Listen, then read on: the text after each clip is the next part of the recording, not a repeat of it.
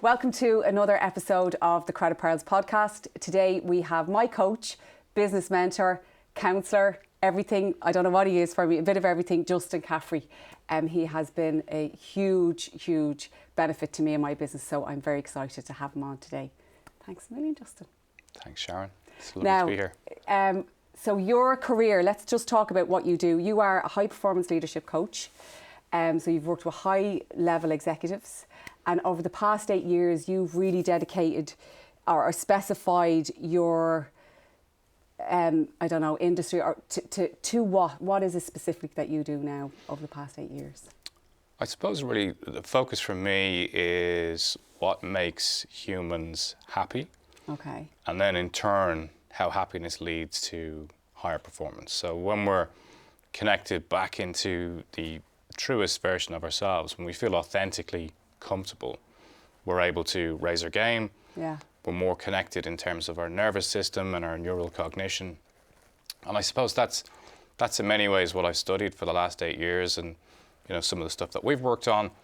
So it's kind of the neuroscience and biology of human behavior, and then couple that with my kind of extensive business career and 25 years in business. I've been the CEO of multiple companies. I've worked in the hedge fund and investment markets and sat on the boards of multiple enterprises. So I kind of combine a personal journey around how it is that we can be happy and healthy and connected and engaged with ourselves with quite an extensive and successful business career. So I made money but found happiness. Okay, and I think that's what makes you really unusual, because I had worked with business coaches before, and some had the business experience but not the other side, and then other people just had this side but not the business experience, and to combine the two together is what I think makes you hugely beneficial to people.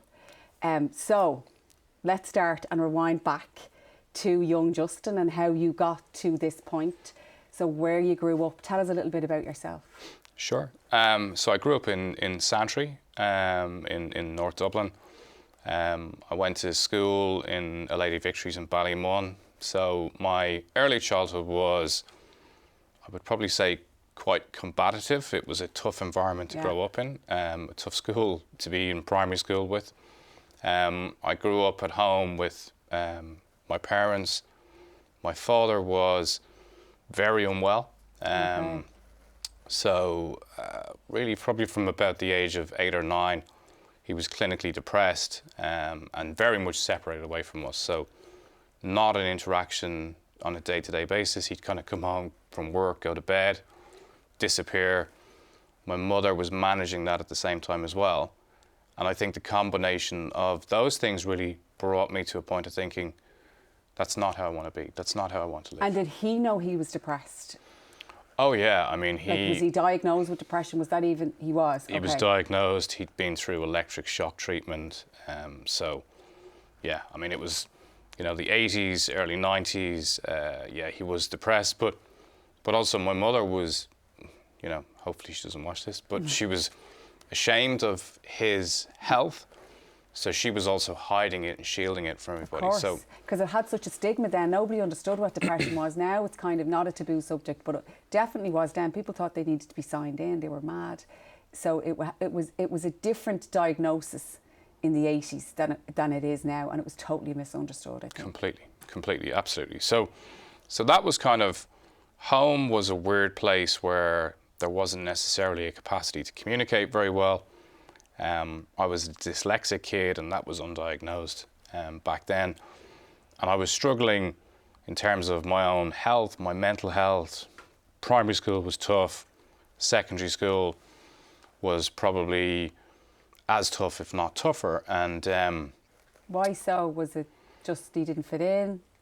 I think in many ways the not fitting in was in large part to not really understanding the dynamic at home and what was happening, why there wasn't open communication, why nobody was really there for me to kind of talk about how I was feeling. I was struggling academically, and I didn't have any support in terms of that.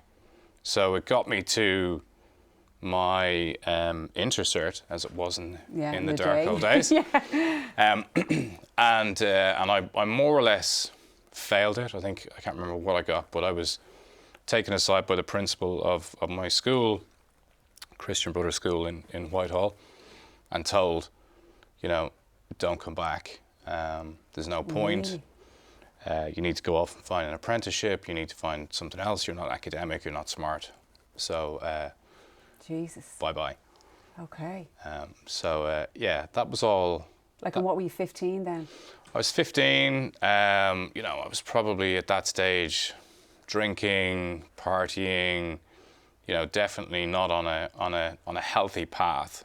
That's for certain. But when I heard those words, there was still something inside me that knew I was smart. Yeah. But I didn't know how to show it. Okay. But I knew I was able to understand an awful lot, but I just couldn't fit into that dynamic of academics in school at the time. Okay. So what happened next then? So I was very lucky that it was, I think that was 1990, and it was the first ever, or second year, I think, of transition years. And back then, excuse me, they used to actually pay us to do transition year. Did they? Yeah, because bank accounts set up and they gave us, I don't know, 20 quid or 30 quid a week or something. So I thought, well, this is great. I'm doing this. I'll do that. Yeah. And there was 20 kids who did it. And it would be fair to say that we were not necessarily the top students. So it was quite a group of guys. But for me, it was exciting because it brought me into a world of work experience. It also brought me into electronics and computers. So I got to run some courses in computers, and I'd figured out at a very young age, probably like 9 or 10, that I could write computer code. Okay. And it just all made sense to me. And nobody would ever correlate that. Maybe there's something good in terms of his mind around being able to write code, whilst, you know, maybe failing in whatever, Irish and English at the time. So it gave me a sense of self, and some teachers who believed in me. That's and some so good important. conversation. That's so important. Just somebody to believe in you at the time. Yeah. Totally. So there was, you know, there was a great connection. There was a great sense of, okay, you know, there is a way out of this. There is a possibility that I can get through it. I was still at that stage in transition year looking at apprenticeships, because that was also very much what transition year was about back then. And I'd applied for FOSS and Éireann Rud Éireann and a bunch of others, and I kept getting these no letters. And it was the day before I was going back to school for 5th year, even though I told not to come back, but I thought, okay, I don't have any options unless I get an apprenticeship. And I got my last letter that day asking me or confirming whether I did or didn't get an apprenticeship. And it was another decline. So I thought, well, okay, back to school. Okay. And it went well. I had, again, one teacher who made a massive difference, who for whatever reason, and I've communicated with him subsequently over the years, just said to me after classes, try listening. Like, just slow down and listen. And he said to me, you're really smart. Yeah. And whatever else is going on in terms of how you structure studying or working, just listen in class and then see what comes out. And I had him for history and English, and I did, and I listened, and then I thought, well, carry that skill into a few other subjects. Oh my God, that's the one thing that he said to you. Yeah. So I did, and it changed everything, and my Leaving Cert was remarkably different to my Intercert. Wow. And how you felt about yourself, did that have an impact on that? Like the bit of confidence that I can do this, the bit of belief, and knowing that somebody else believed in you? 100%. Like 5th and 6th year, for me, I held great memories of. I found a kick in my step. You know, it was like, okay, I can find a way forward in life. So yeah, it presented a new dynamic, and just that simple idea of somebody believing in you, and then not only believing in somebody, but actually tell them. Yeah, and tell them. Because I think about school now, and if you didn't have that person, that one teacher, what would have happened? Because I think there's a lot of people are lost in school, and maybe the education system that we have doesn't support everybody, and people can get lost on that and feel like failures and come out of school feeling less than, you know, because everything was university, and if you didn't go, or if you for whatever reason, maybe you were dyslexic, maybe you just didn't have confidence, people miss the boat and then kind of feel like failures. So the school system doesn't always support kids now on their life journey, and I think it needs to be re-examined. Totally. Yeah. 100%. I think it's better now than it was back then. Absolutely, yeah. But it still needs work. It still needs work, because are they really giving the kids... Something we were talking about actually earlier before we went live was even the sex education. Like, are they really preparing them for life outside in the real world? And I think there's a lot of things that aren't being taught in school. Academics is only one part. So there's other skills that need to be taught in school, like resilience and stuff like that. But we can touch on that later. But definitely, definitely in our generation, school failed a lot of kids, a lot of people, and they brought that with them into their adult life. Could have been dramatically different. And so you left school then, good leaving cert. What did you do next? So I went to go to college, and I was going to study computer science. And I got in, and I got to skip my first year because I could write code already. And I was studying Kevin Street, and my parents got called down to the college because of these changes they were proposing, and they thought, oh right, okay, there's more trouble here, this is not good, we're back to where we were before with him, and they were saying, no, look, you can skip straight in, go into second year. So I skipped into the second year, and in second year of computer science, back in those dark days, everybody who was having a crack in first year had left, and it was everybody who was very fastidiously dedicated to computer coding was left behind. So I didn't last. I mean, I was there for maybe, I think maybe 3 or 4 months. My sister worked in a bank at the time, and she said to me, look, there's an opening, I could probably get you an interview. So I thought, great, I'll get out. I don't want to be in college. I want to work. So I went to work in a bank. I think it was 18 or 19 at that stage. And I spent a few months working in Dublin, and then an opportunity came to work in a bank in London. Wow. And I left. And that was the end of Packed up Ireland. your bags and went to London. And tell me about London. So what was that, early 90s? Yeah, I think I arrived there in late 94.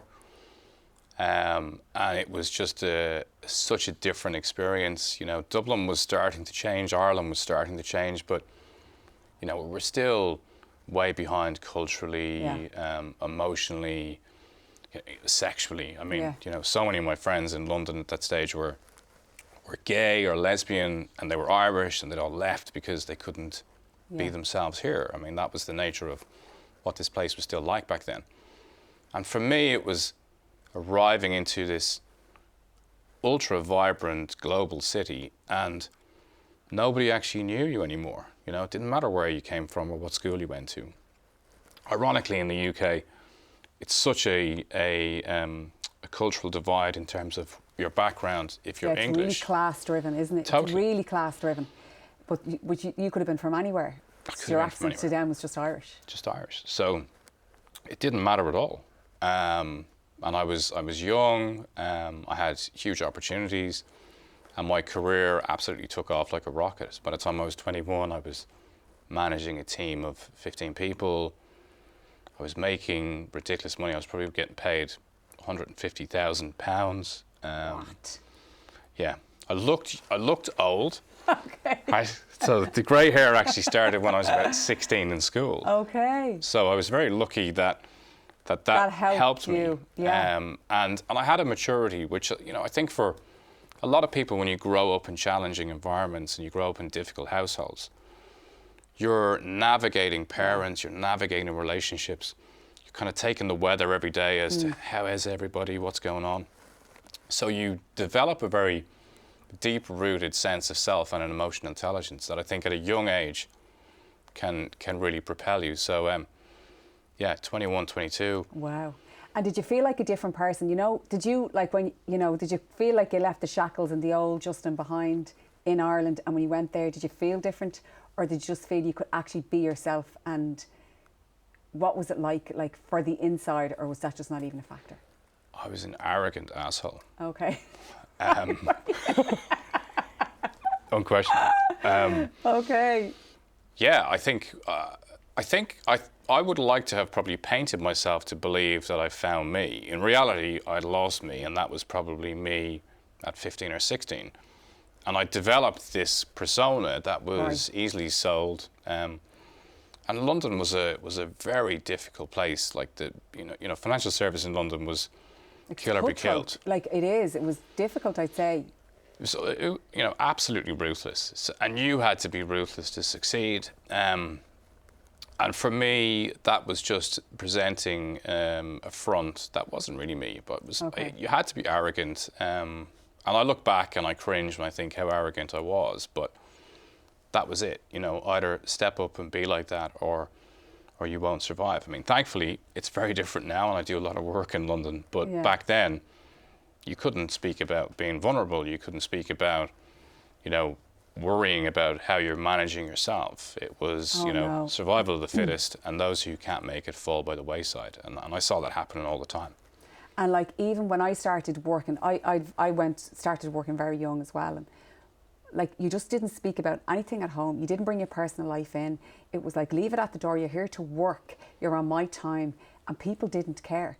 Like even when I had my first, like I was working when I had my second child in a job, you got 12 weeks maternity leave. 4 you took before you had the baby. The baby was 8 weeks old and you were back breastfeeding, nothing. Nobody asked, cared. You could be up all night and it was just like, we don't really care. Have you got the work done? And are you performing? And that's, now in ways, Justin, right, that was really good for me, because it builds resilience and a toughness and an ability to keep going even when you're tired and push through. But equally, when I look back at myself then, I'm like, how did I even do that? Like, I could have been up, and I remember being at my desk one day, and I worked in the finance department. And when you breastfeed your babies, right, if you think about the baby at home, you'll start producing milk. So something happened, and I was at home, or I was in the office, and I said, oh my God, no. And I could feel the milk, and I ran to the like, I remember thinking, I couldn't even say in the office, listen, I have to go, I had to try and clean the milk and back at the desk, and just, it was completely different, but not good really. Like, for years I thought that's the way, like, it built mental toughness in me and resilience and all those things, but really that was awful. It was an awful working environment. You couldn't, there was no humanity in it really. No, and I think it's, to optimize a workspace now, we need to know that sexes feel comfortable, no matter what sex they are. And for mothers returning back to the workplace, like, it's so important for their psychological needs, their physiological reality. Yeah. Okay? We can't get away from that. That is how it is. And I think it's great to see that more companies are embracing that and recognizing the importance of those relationships and giving mothers times to be with their kids and to have that space. But back then, no. And if anything, the more distance that we create from kids, the more reluctant the employees feel like being part of the process. And the more stressed they are, the less well they will perform in the workplace. So it's treating the human as a whole, and I think it's great that we've been able to do that. But I think back to the 90s, and I saw some great people not survive. Who were drugs, alcohol, that was all pervasive, and it was just part of keeping yourself awake to keep going. And it did in London. There was a big thing about long hours. First in, last out. That was sort of a thing. Like, even here in Ireland, it was a thing to be seen in early and like the last one in the dark. And like, the expectation was there on everybody, I think, to do that. And at your level, so young, to be in that environment, you had to do those things. And as you said, just kind of have a persona of somebody else.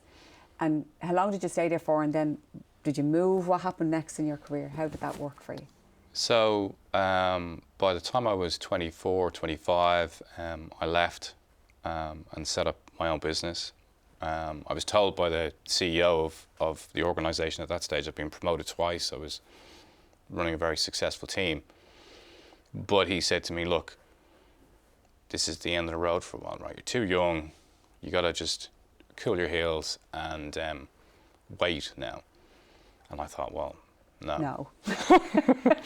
So I left. And I went into business with a friend of mine who was a client at the time as well. And we were started off with 3 or 4 people. And over the course of the next 5 years, we built a business up of a couple of hundred employees and involved in multiple different markets in financial services world, and then even in different countries. So it was an extraordinary journey. Fast. Very fast paced, and mental. I mean, great fun. You know, we ended up in horse racing, and we had like phenomenal success in that whole world, and we were racing against the Queen and Sheikh Maktoum in Royal Ascot, and we had champion racehorses, and it was exciting great. Life. That is. It was, but I always think as well. I reflect back to my banking career and then those 5 years, and there wasn't an awful lot going on though in my personal life because I was an absolute workaholic, and as a consequence, I can remember great things like those kind of highlights, but the predominance was work. You know, you work at the weekends, you're working late at night. And do you honestly think, right, because I have loads of guests on here, do you think to build a successful business now, honestly, you need to put those hours in? Or is there another way? Oh, absolutely no, you don't. I mean, the reality is I was probably fighting with one hand tied behind my back, you know, because I was drinking too much, I wasn't minding my own mental health, I certainly wasn't minding enough of my physical health. I was relying on the benefit of youth in terms of how I could physiologically manage all that. But I lived on my own, I didn't eat well. You know, I lived in an apartment with an oven that had never been turned on and a fridge that was always empty. So I think in terms of what we see nowadays, and high performance now starts within your gut, never mind your mind. So we don't need to live those lives. I mean, I could have bought myself so much time back if I had been in good shape, mentally, physically, taking care of myself. So I think the shift nowadays is that we understand so much around the neuroscience and the biology and the psychology of behavior that you don't need to be a lunatic to succeed. Okay. And it's still that hustle mentality.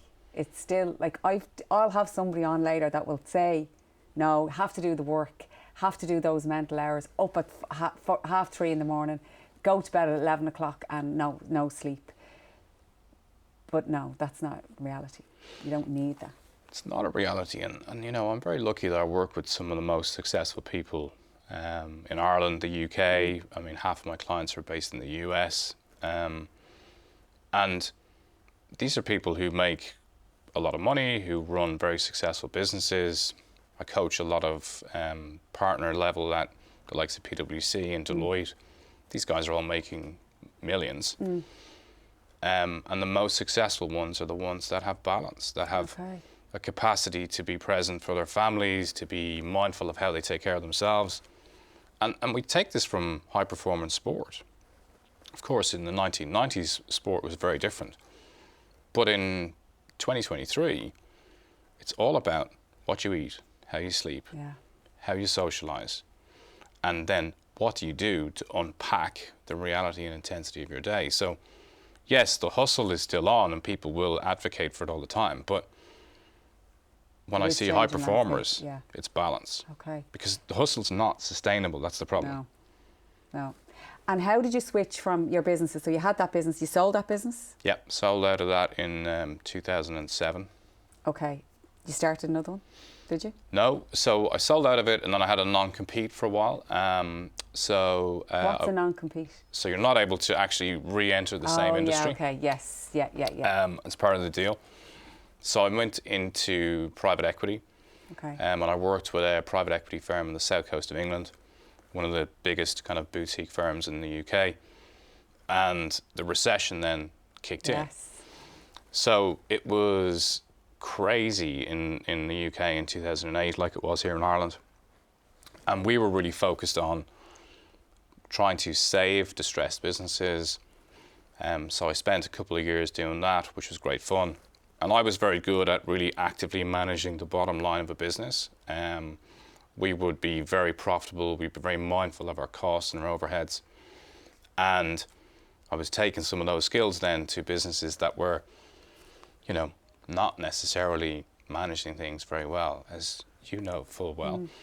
And to be honest, it was by 2008, so many businesses had become flabby, overweight in terms of their opportunities in their market space, but also how they manage their costs. So we did a lot of turnaround of businesses, what was called phoenixes back in the day, where we'd have to purge the debtors and you know, then strip the assets out and bring the talent into a new entity and then spin it off. So we did a lot of that for a couple of years, yeah, that was kind of crazy and frenetic and. But good, and I'd say you learn a lot then doing things like that, because you're seeing things you wouldn't. You're lifting up the bonnet of so many different businesses, looking inside and seeing mistakes, probably trends, but things you've never seen before. So I'd say you learn a lot doing things like that. You do, and the thing that really stuck out for me was the businesses that were going to survive were led by leaders who were just able to be reflective, right, and could slow down and think about what they were doing next. When you went in and the leaders were gone mentally, you knew the business was gone, and you just weren't going to waste your time.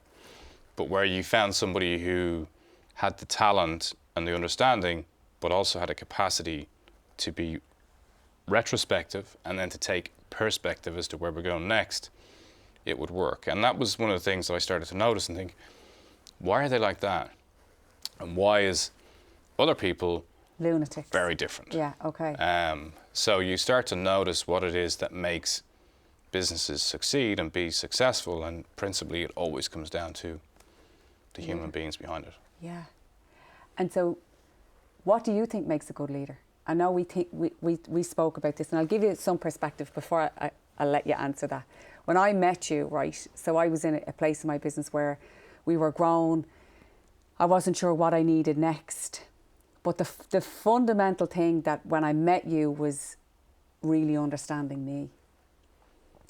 And I know we did this where, like, I answered all of these questions and it gave you feedback on what drives you, what's, you know, all of that. And I was shocked by the feedback, right, when I initially saw it, because I was like, I'm not like that at all. That's not who I am. When I read into it and I sat back and really took it in, it was like, yes, it is. So when we think about good leaders, does it start with self-awareness and built off that, or what do you think makes a really strong leader? When you meet someone, can you say good or bad? Or? Yeah, pretty much. I mean, I can kind of feel it from people now, from doing this for so long, and I can see it in their face, but it's also in the tempo of their voice. Okay. So, you know, this question comes up so many times when I'm working with clients, and they say, well, how do I establish if I'm a good leader? If you think about in your history of your employment, who stands out for you as being a good leader? And then ask the question, what was it about them that made me feel like they were a good leader? And in the predominance of cases, people feel like they were calm. Yeah. They made me feel safe. They listened. Didn't mean they had to carry out everything I asked. And they were decisive. And when you think about good global leaders, it's that sense of calm, pace, control, listening. And, you know, good orators like Barack Obama as a great example. You know, speaking in a calm way that makes you feel comfortable, but communicating effectively. And then on the flip side, Trump is also a really good communicator. So he's also quite calm when he's giving a speech. And he pauses. He doesn't race through what he's saying. He's not angry when he's delivering. Of course, he rants at other times, but if you watch what he does in terms of his political speeches, he's good at speaking. So when you have that calmness and that presence, you're good at speaking, and people follow you. Whether they believe, whether you agree with his politics or Obama's politics, that's irrelevant. What's important to notice is people buy into it and they follow it.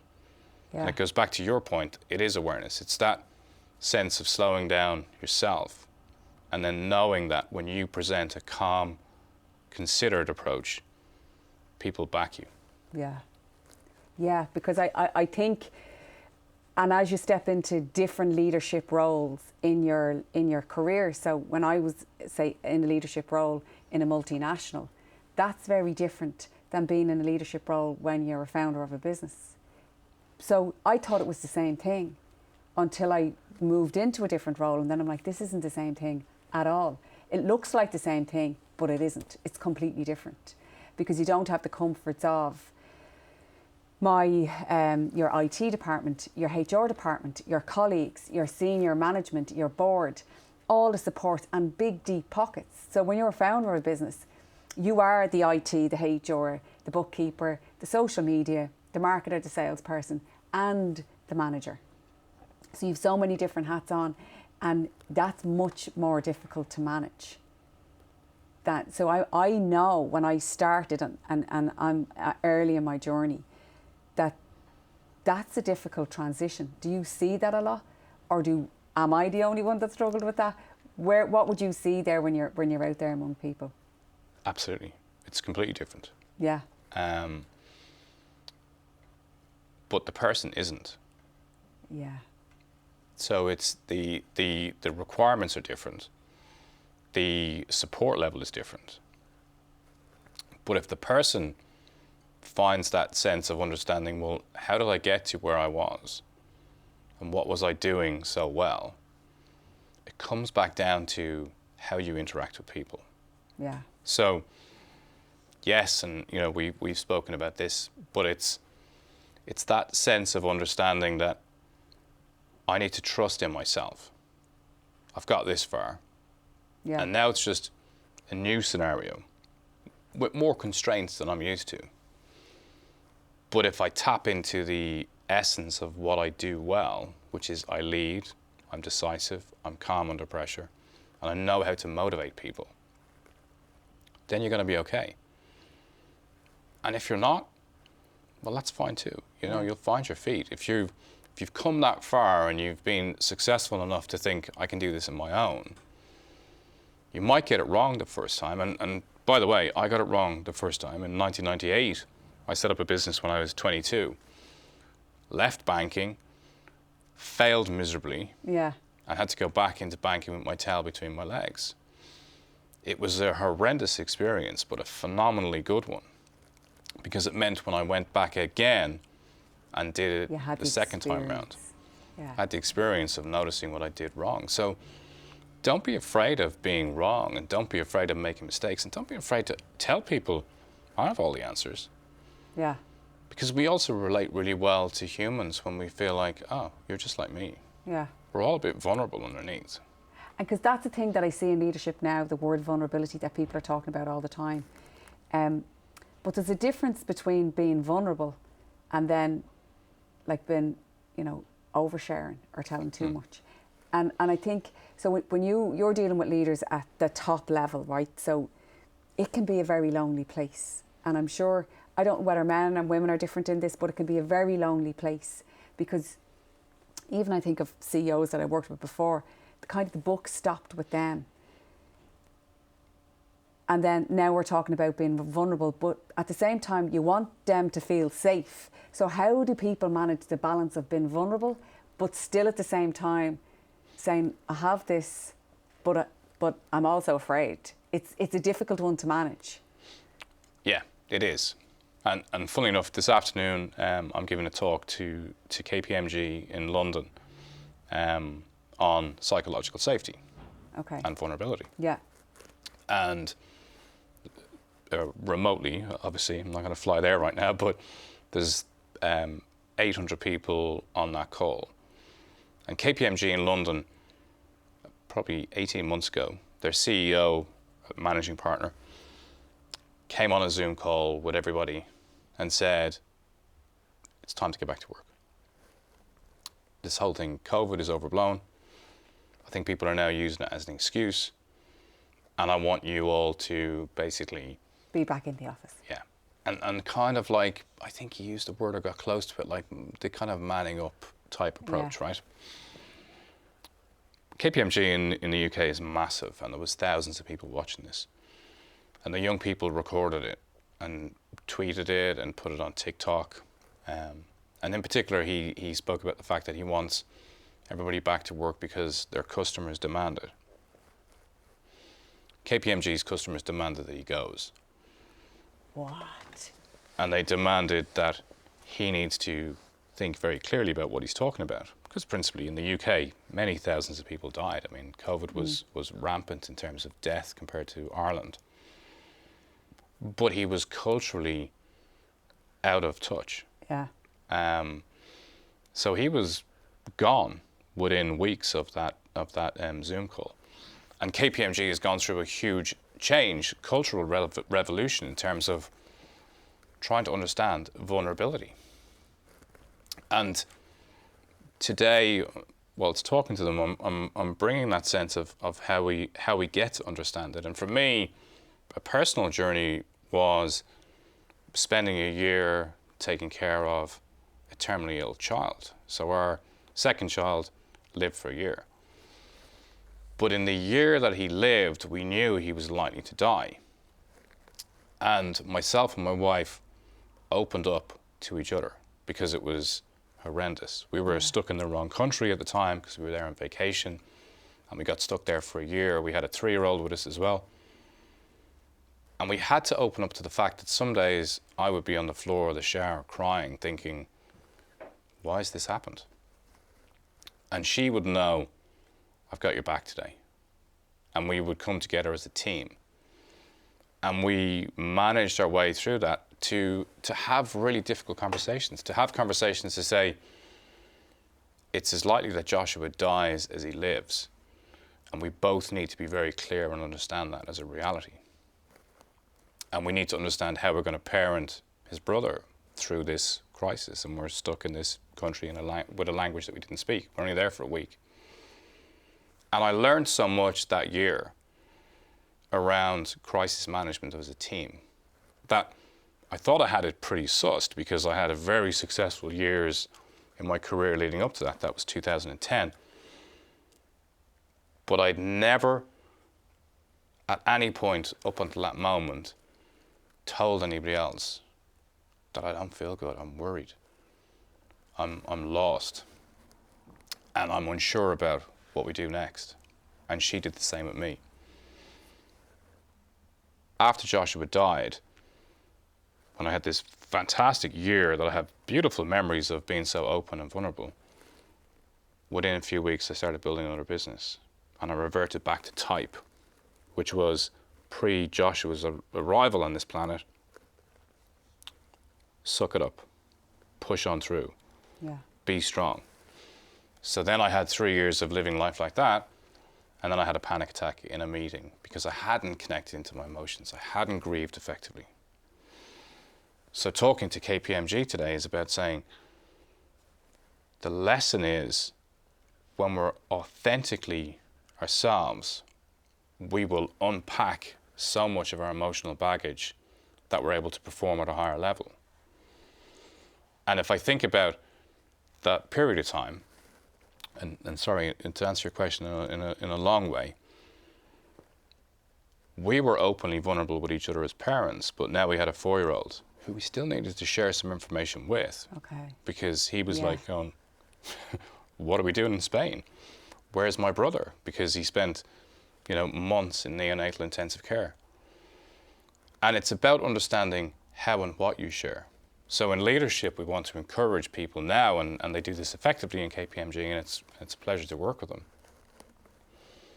to be open a little bit, to say to your people, you know, yeah, sometimes I struggle. Sometimes I don't know what the right decision is. But what I've learned is to try and back myself, to try and connect instinctively to my gut feeling, because that's generally right. And to give insights to vulnerability. And in teams, as a CEO, that's less because you give away enough. But as you have smaller teams, they can be more closely knit and they can be more open. Yeah. And it's, you know, we've had this conversation. It's when is oversharing? You know when it is? It's when you know it is. When you know it is. Because you already know. Yeah. And do you think, right, so when you look back, like that's a huge lesson, right, to learn. Awful. But when you went back, I just wanted to ask and said, right, you lost your son. You had a year of like lovely moments that you shared with your wife and your two sons. What happened then, Justin? Did you just say, I'm going back to work? Was it that like macho, I have to be the man, look, I'm going to take care of things? What was going on? Or was it just pure grief that you said, I'm not going to even look at that and I'm going to bury my head in work over here now? What was that? So over the last 8 years, I've studied intensely the kind of neuroscience and psychology of behavior, and that always interested me. What was that? It wasn't a thought. It was just, this is what I do. So when you've embedded a behavior over a long enough period, which goes right back to, you know, childhood and growing up in that environment at home, it was always, well, nobody really cares. Yeah. Right? So I just need to get on with it. And in contrast, my wife spent months walking in the Wicklow Mountains. We came back to live in Ireland because we just needed support after Joshua died. So I was building a business and I was jumping on planes, flying all over the place. And she spent 6 to 9 months walking in the mountains with our golden retriever. Terrible. And just slowed down. Like she listened to a lot of podcasts because it was just really starting at the time. And listened to other people's stories of their horrible grief and suffering that they've encountered in their lives. And she started to just realize, oh, okay, I really connect into my grief.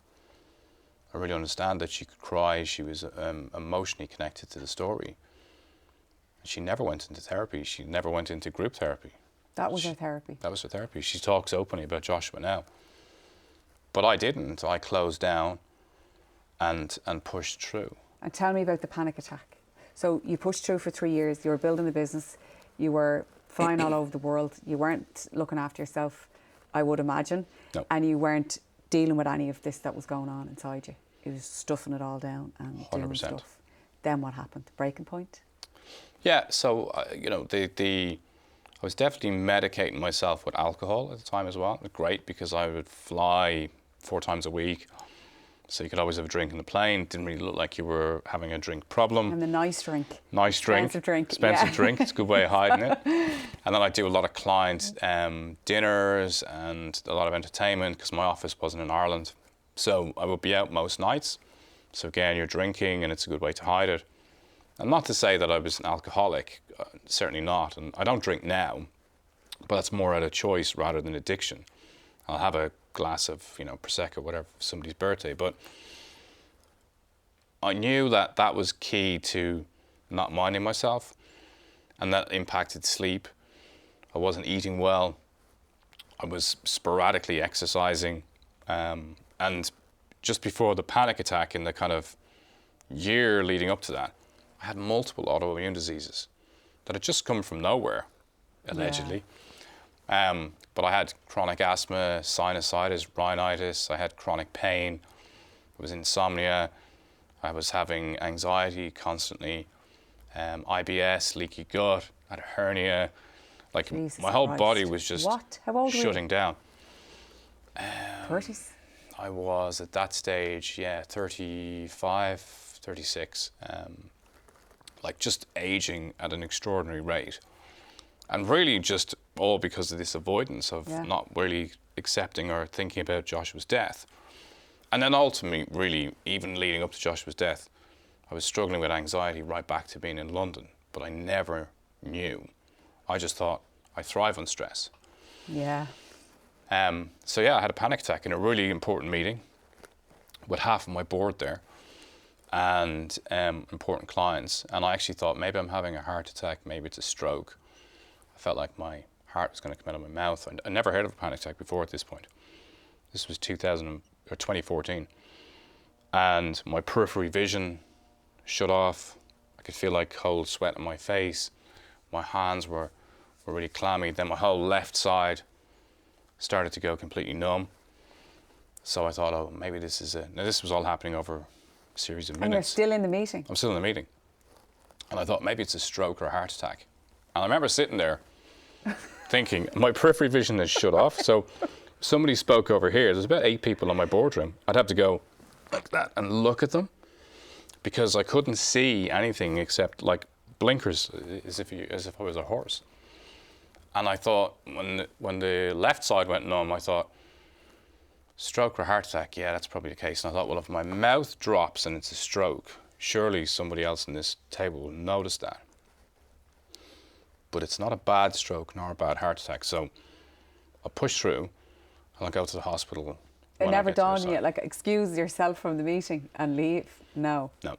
And interesting enough, nobody else noticed in the meeting either, which is also an important factor that, people don't really pay attention to each other very much. So oh my God. That went on for, I don't know, maybe 20, 25 minutes. And then I thought I'll hop in a taxi when the meeting's finished and I'll go to the hospital. I hopped in a taxi. Halfway to the hospital, I felt all right. I diverted to my hotel, had a glass of wine.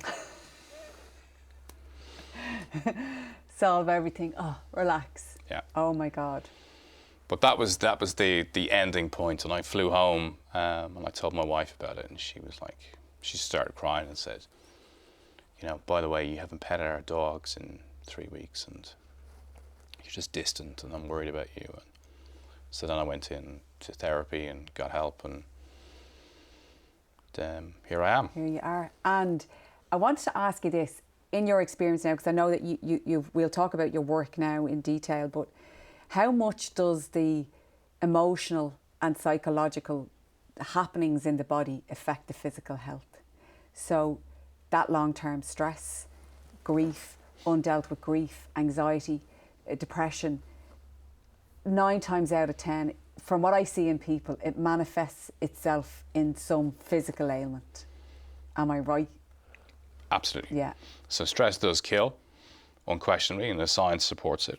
And what I learned really over the last 8 years, and what was going on with me at that stage, is that we should all be able to be in homeostasis. We're here right now, we're calm, we're chatting, and then you have fight and flight, and you have rest and recovery. And you should be stressed. So something bad happens, like a shock happens to us right now. We go into shock, and then we go, oh, it's okay. So we go into rest and recovery, and then we rebalance. And it's a pendulum swing. And when it's working effectively, it moves quite well. Prolonged periods of stress mean that you end up having a resting place that's actually inside fight and flight. Yeah. So full on fight and flight. But instead of going back to homeostasis, people rest slightly off center. I recognise that. Yeah. And that thing of thinking you thrive on stress and madness, because that's what that is your norm now. Or feels like it, right? It feels like that's my resting now. And you want to feed it, and you continue to pursue it. Because biologically, you now have adrenaline and cortisone in your system all the time. And what does that look like? Well, when you move into fight and flight, which is called the sympathetic state of your nervous system, your physiological body shifts in terms of its demands, because it thinks you now have to fight somebody or run at pace. So your liver and kidney and stomach functions go onto a standby mode, about 40%. They're not processing all the toxins. Okay. And the stomach, so everybody who's stressed ends up having IBS or leaky gut or whatever. But you have this peristaltic action, which is how you move food throughout the body. So part of the colon contracts and the other side opens, and the stomach and the intestines do the same, and they move all the food around. But when you're in fight and flight, this stops and it becomes static, and food then rests inside the lining. So you end up getting irritations, you end up getting hernias, you end up getting bloating, all that kind of stuff. Because the body is not thinking about processing food or detoxifying in the liver. It's thinking about an imminent threat in the vicinity that it needs to move towards.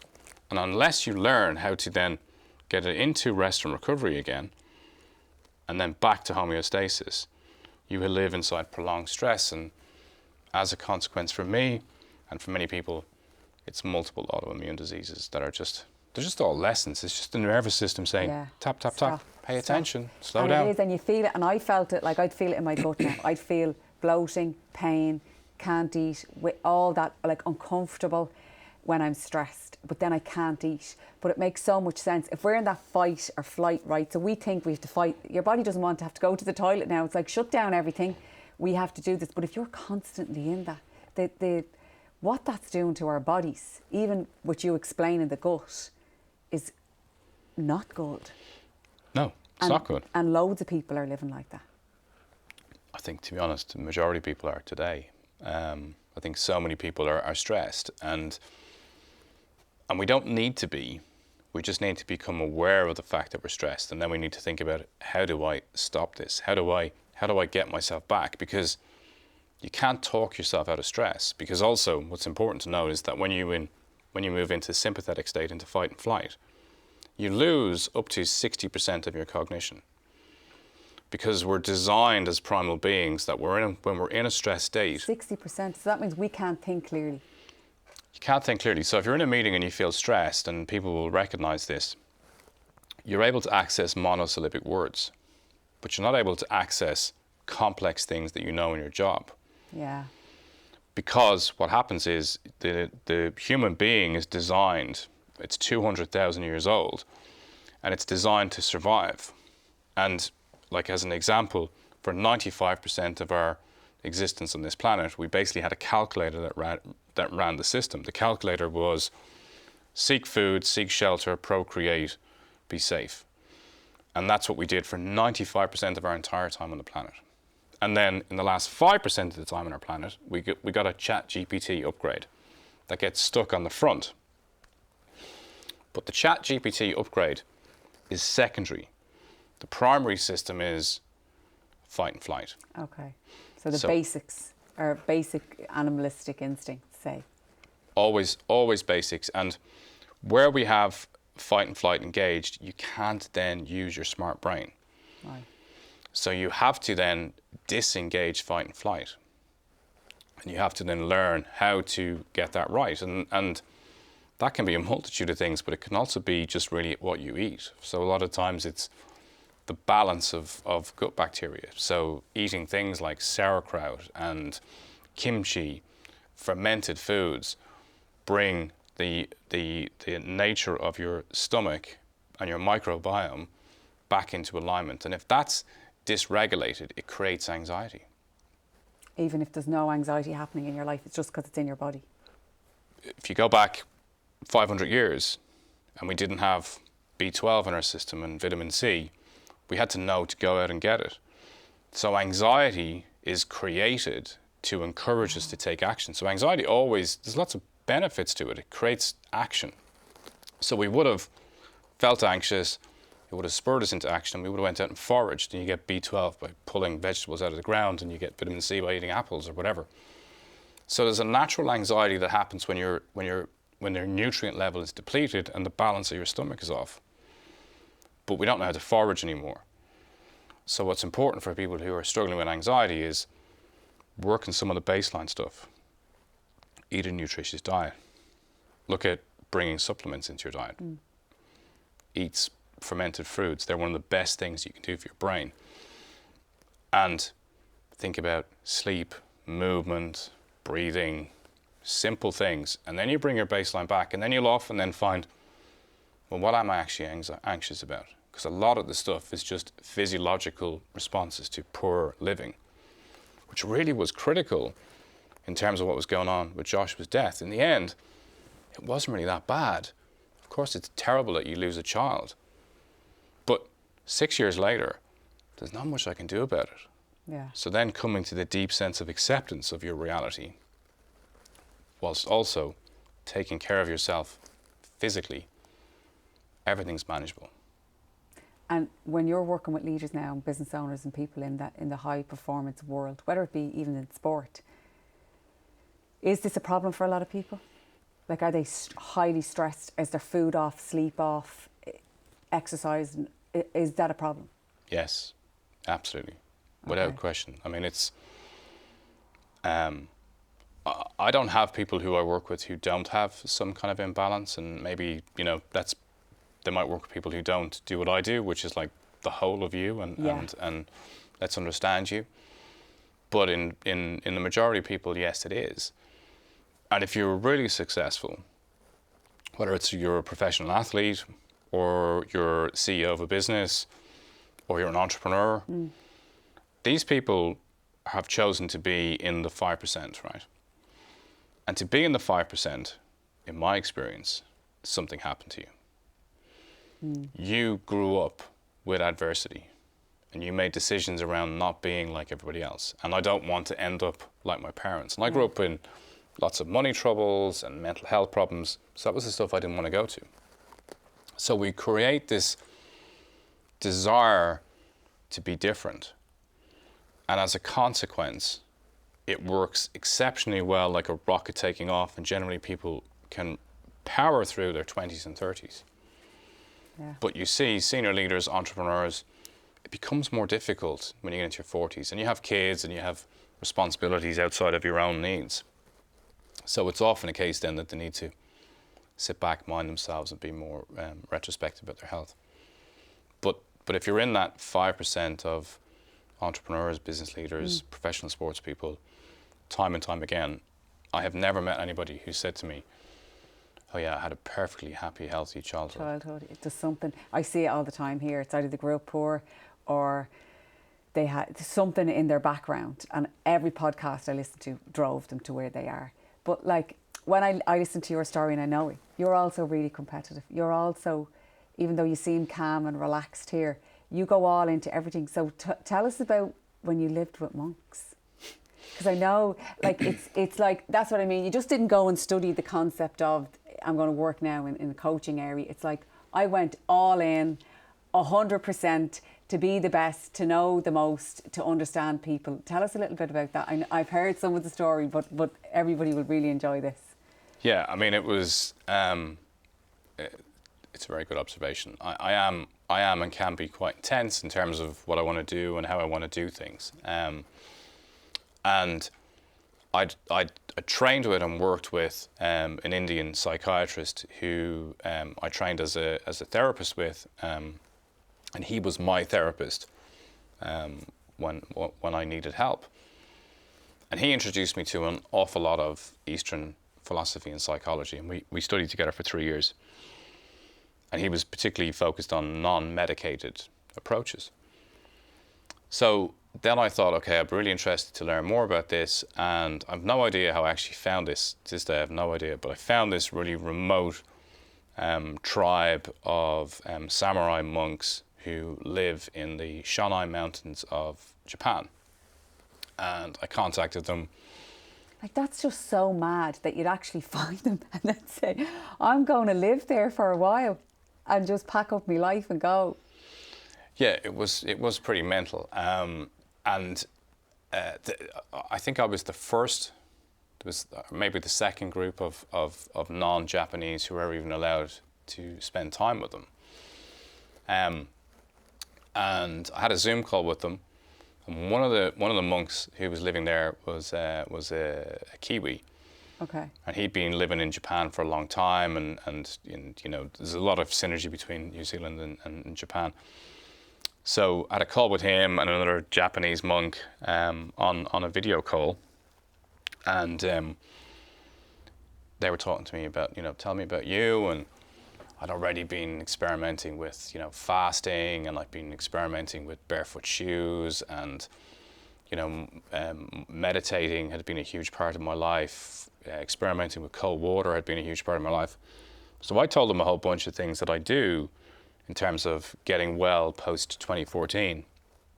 And they were just going, okay, that's really interesting. Well, we use barefoot shoes. It's all about being in nature. It's all about meditation. Cold water is a huge part of what we do. It sounds like it could be interesting for you. So after going through quite a bit, I got a place to go and to stay and be with them. And it was crazy because I went out there first and spent time in the community and looking around and understanding what's going on, which was, nothing had changed for 1400 years in the way that they were approaching life. But then they invited me to do master training, which was 5 days of absolute intensity, where you're pushed beyond where you believe you have any kind of mental or physical resilience. So you're not allowed to speak, you're not allowed to look at each other. We all wear Japanese traditional clothes, which are death robes. So we're training to meet our death, and we're not really fed. So you get a rice ball in the morning, and you have water throughout the day, and you have to now navigate the 3 highest mountains in Shanghai, which are also the top 5 highest mountains in Japan, and to go to these sacred shrines and to engage in extensive meditation, extensive pressure around not being able to sleep properly, and being put through some really weird ceremonies. And it was horrendous, but it teaches you, just as I learned in that year with Joshua, that there's so much more inside us if we seek it out and if we push it. It was a great experience. 5 days, and you're living in the wild. You sleep out there, everything, no food. No food. Very little food, water. And what did you learn there? What did you come... And so I think if I had an experience like that, right, I think you have this wonderful experience, but then when you go back to your normal life, so it's hard to then change in the real world. So I think if I was living in an environment like that, I could do it for 5 days or 7, and it might be tough. But then when I go back to my own life, I'm still going to be the same shithead that I was before I left. It's very difficult to bring your learnings back into a different environment. It is, but when you're effectively starving and pushed to extremes, you start to notice a lot of things. And in particular, they told us not to help each other at any time. Okay. Not to look at each other. No eye contact. Okay. And we slept on the floor with a blanket, no pillows. There was cats crawling around the place. We went back to this little hut every time to sleep, but it was so basic. When we were getting dressed in the morning, you were wearing this clothes where you had a million different tie-ups and all these kind of things to do. And you would have the master, who was an 80-year-old monk, screaming in your face in Japanese because you can't move quick enough, you can't get ready enough. They're constantly putting you under pressure. And the focus was, pay attention. Okay. Pay attention, always pay attention. And I can remember on the 5th day thinking I've done really well and I've been paying attention. And we're now running down a mountain, and we're coming down the mountain after a typhoon has hit Japan. And nobody else was going up the mountain, but we went up. And even when we were going up, people saw us and they went, yeah, only Yamabushi samurai would go up a mountain in a typhoon. So when we're running back down, there's a torrent of water that we're running through that's now like a makeshift river. And I remember thinking, I've done really well, I've been really paying attention. And as I had that thought, I put my foot into a hole that was probably about 4 foot deep, and I face planted into the ground. And I got stuck with my leg in the water, and as my face was flat on the ground, and the water was now coming down and into my mouth, and I was being waterboarded, and I had to keep trying to pull my head up to stop drowning.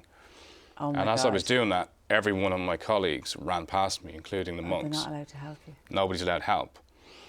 So I had to, I didn't know if I'd broken my leg or not, but I had to try and get myself out of that situation because I thought I am going to die here. And I got out and was in a lot of pain and had to go to the hospital afterwards. But I made it down to the end of the mountain. But it was the realization that I took from that moment, which is nobody is coming to save you. Yeah. And that's life. It's the same as being in that boardroom with the panic attack. Nobody really cares about individuals. You have to take so much self-responsibility. Yeah. If you're lucky, you're in a relationship where somebody deeply cares about you, or you have kids who deeply care about you. But outside of that, you're on your own in many ways. That was the biggest lesson I've learned in my life. But it's also a blessing because nobody really cares what you're doing either. Correct. So even though you think they're all, no one cares. No. No one is watching. So if I look back on my life, I learned it in a very different way. But nobody really cares what's going on, really. But that's liberating too. Because they're not really going to bed at night wondering what Sharon Farrell or Justin Caffrey's thinking or did that day, or what you posted on social media, or if your business is a success or a failure or whatever. Most people don't care. They're too busy getting on with their own lives. And they're generally too busy worrying about what people are thinking about. Thinking about them, yeah, but they're not. So that's one of the best things that I've learned, and definitely in business, like nobody is coming, no one's going to help you. People say that they will. I know when I started, people would say to me, oh, we'll do this. Nobody did anything for me. Yeah. I did everything myself.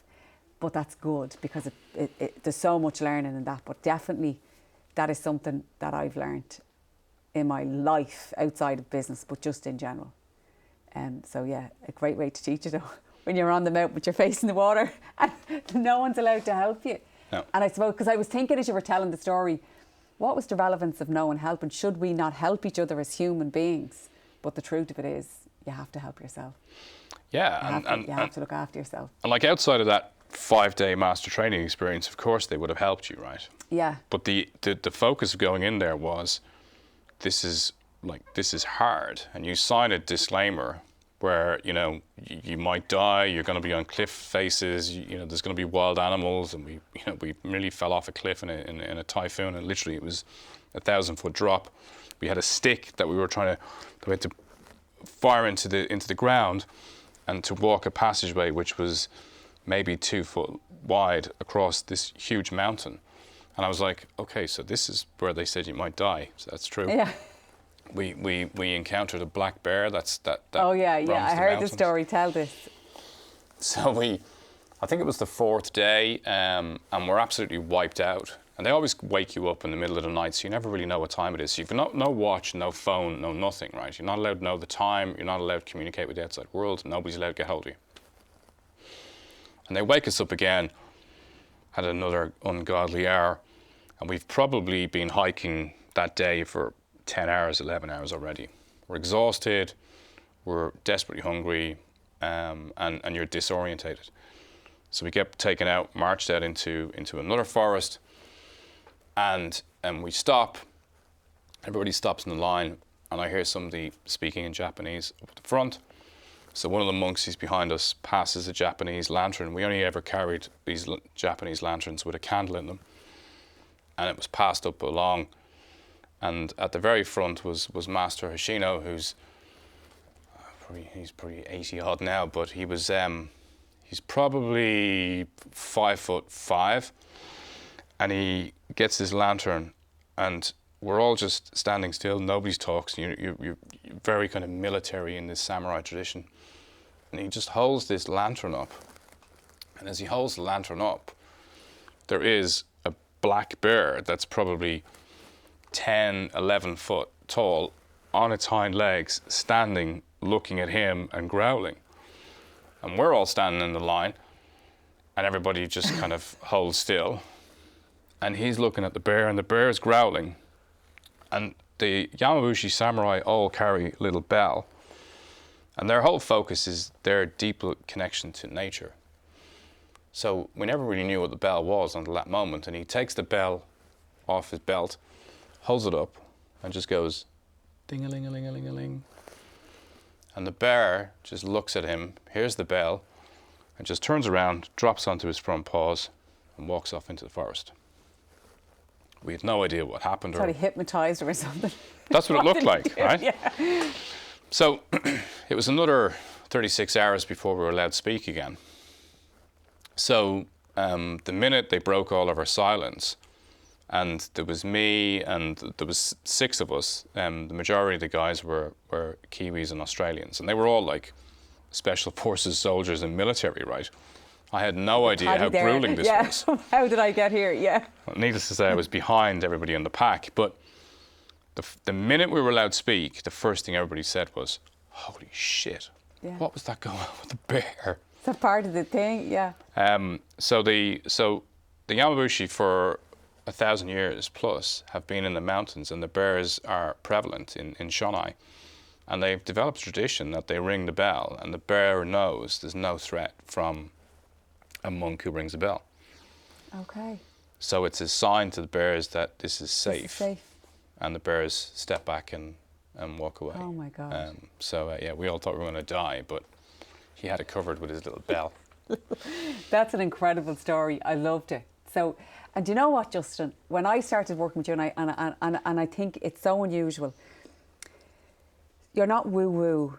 It's everything. It's like I can go to you about my finances, I can talk to you about my leadership, but I can also talk to you about what's going on in my life. It's very unique. It's very unique.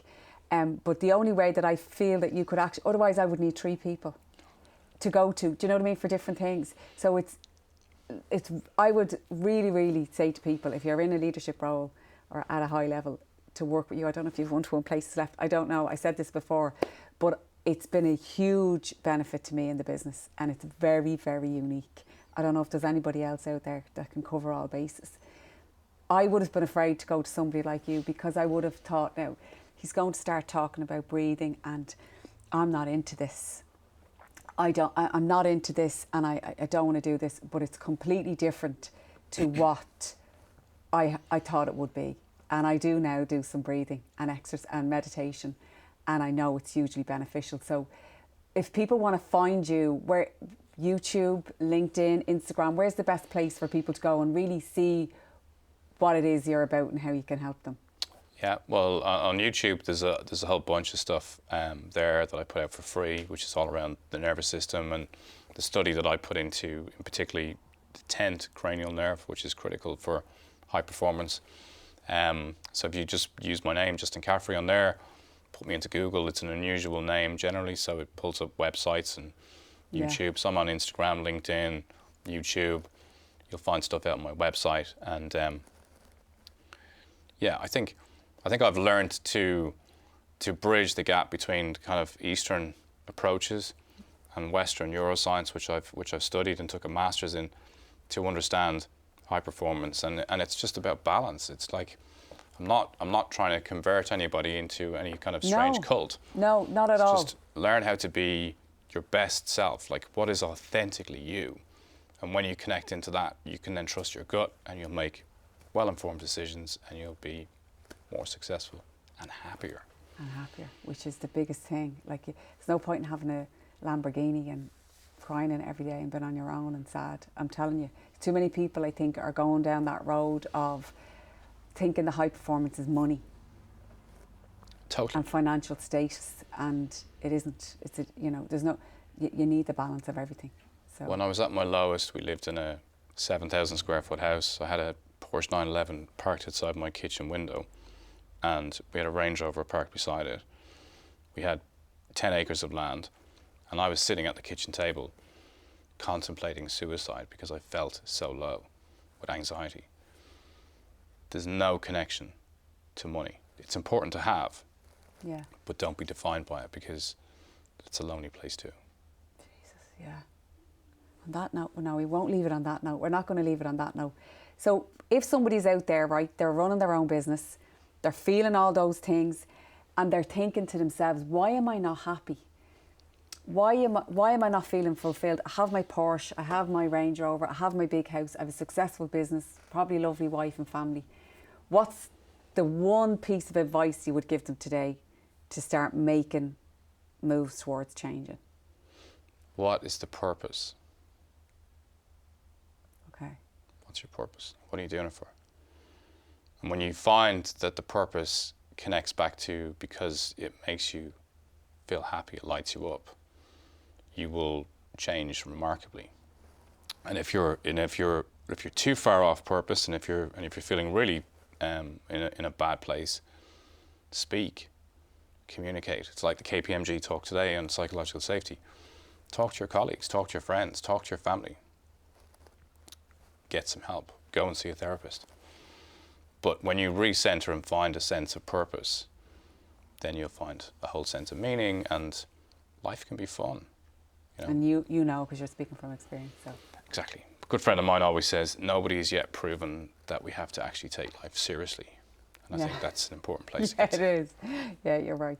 Okay. Right, Justin, thank you so much for today. I'm really, really excited about this going out. You know, I'm a huge fan. You've helped me immensely, and I've only been working with you a little while, so I'm a huge fan, and I really wanted to share it with the world. So thank you. Thanks, Sharon. Appreciate it.